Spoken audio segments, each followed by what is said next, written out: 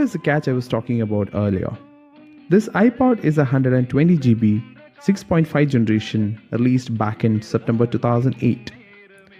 While the SSD itself is 160 GB, the LBA28 limitation means the user gets only about 128 GB of usable storage. And for the final finishing touch, thermal pads on the memory controller, just in case the SSD heats up during file transfers, and a brand new battery for longer listening sessions. And just like that, another iPod brought back to life.